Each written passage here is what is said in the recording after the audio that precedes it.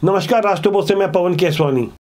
हरियाणा के नूह जिले में 31 जुलाई को नल्लड़ मंदिर से लौट रहे श्रद्धालुओं के ऊपर जिन जिहादी मानसिकता के लोगों ने पथराव किया और फायरिंग की, वो घटना पूरे देश ने देखी, पूरी दुनिया ने देखी। उस घटना में अब तक 6 अकाल मौतें हो चुकी है, 88 लोग घायल हैं। इस घटना के बाद अब कुछ बेहतर खबर सामने आ रही है। वहाँ ऐसी जिहादी मानसिकता वालों के ठिकानों पर बुलडोजर चलना शुरू हो गया है। 102 FIR और 202 गिरफ्तारी के अलावा 88 लोग हिरासत में हैं, जिनकी जमकर खातिर हो रही है। ऐसी खातिरदारी के पहले पूरी तैयारियां की जा चुकी है।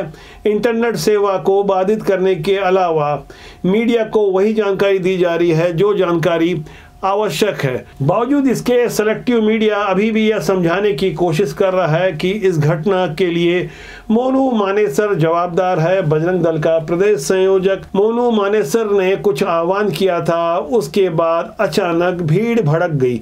ऐसी बातें समझाने वाले लोग अच्छी तरह से जानते हैं कि वो किसके लिए बैटिंग कर रहे हैं। इस तरह की हरकतें कम से कम पत्रकारिता तो नहीं कहलाती। समझाने वाले तो ये भी समझा रहे हैं कि बीती 16 फरवरी को हरियाणा के भिवानी जिले के कब्जा लोहारू में जो नासिर और जुनैद की जली हुई लाशें मिली थी, उन लाशों का बदला लिया जा रहा है। दरअसल इस तरह की सेलेक्टिव पत्रकारिता अब एक्सपोज हो चुकी है। देश की जागरूक जनता अच्छी तरह से समझ रही है कि सांप्रदायिकता भड़काने के लिए आग में घी का काम कौन कर रहा है। मीडिया का काम होता है निष्पक्ष रहना, लेकिन इस दिशा में रिसर्च पत्रकारिता क्यों नहीं होती कि आखिर असलहा कितने समय से कौन लोग जमा कर रहे थे, आखिर धर्मभीरू जनता पर हमला करने का असल मकसद क्या था।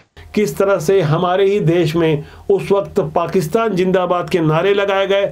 हमारे ही देश में कुछ लोग मजहब के आड़ में पहाड़ियों के ऊपर चढ़कर जिस तरह से हमला कर रहे थे, वो सीधे तौर पर देश की अस्मिता पर हमला था। यह सिर्फ कोई धार्मिक उन्माद नहीं था, साजिश लंबे समय से चली आ रही थी। अभी फिलहाल जो बुलडोजर चल रहा है वह भी इसलिए क्योंकि सिलेक्टिव मीडिया को इससे दूर रखा गया है।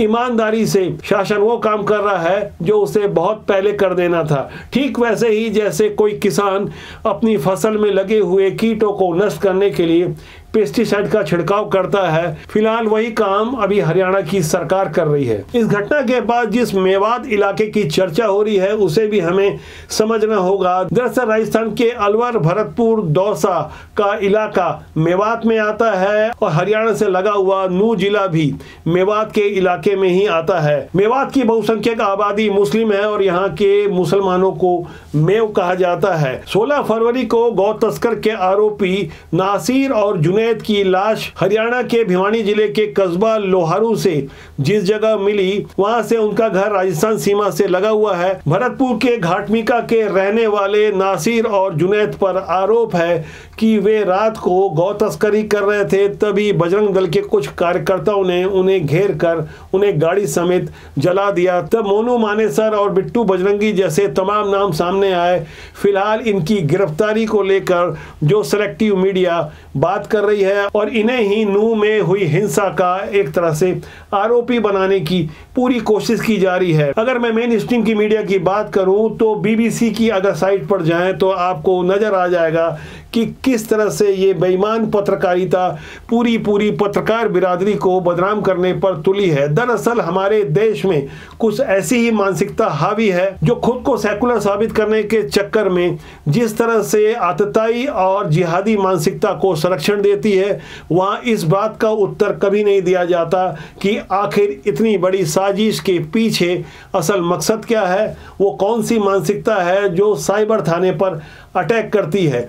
मेवात का ये वही इलाका है जहां पर हमला हुआ और नूह जिले के जिस साइबर थाने को निशाना बनाया गया, दरअसल वहां साइबर ठगों को रोकने के लिए एक बहुत बड़ी मुहिम चलाई गई थी। साइबर ठगी के लिए कुख्यात हो चुके झारखंड के जामताड़ा की तरह नूह के कुछ खास वर्ग के लोग देश भर में साइबर ठगी का मकड़जाल फैलाते जा रहे हैं। ऐसे लोगों के विरुद्ध तगड़ी कार्रवाई की जा रही थी। जब आतताइयों की भीड़ 31 जुलाई को सड़कों पर उतरी तब कुछ और थाने भी रास्ते पर पड़े, लेकिन उन्हें छोड़कर सिर्फ साइबर थाने को ही इसलिए निशाना बनाया गया। यहाँ हमें समझना होगा कि देश के कोने कोने में अभी भी इस तरह की जिहादी मानसिकता किस तरह से पनप रही है, किस तरह से पुष्पित पल्वित हो रही है, वो कौन से राजनीतिक दल है जो इन्हें खाद पानी दे रहे हैं। इस प्रश्न का उत्तर तलाशने के लिए फिलहाल 700 आरोपित बनाए गए हैं, जिसमें अशफाक और साबिर जैसे सरगना शामिल हैं, जिनकी मानसिकता को समझने के लिए फिलहाल पुलिस और जांच एजेंसियां अपने स्तर पर सही तरीके से काम कर रही है। बहुत कुछ बहुत जल्दी सामने आ जाएगा। ऐसे लोगों को पहचानना होगा जो आज भी हमारे आसपास मौजूद हैं। कथित सेकुलर छवि के ऐसे लोग जो भाईचारे की बात करते हैं, या हमें समझना होगा कि कौन किसका भाई है और कौन किसको चारा बना रहा है। राष्ट्रबोध के इस अंक में इतना ही। मेरी आपसे बहुत जल्दी फिर मुलाकात होगी। नमस्कार, वंदे मातरम।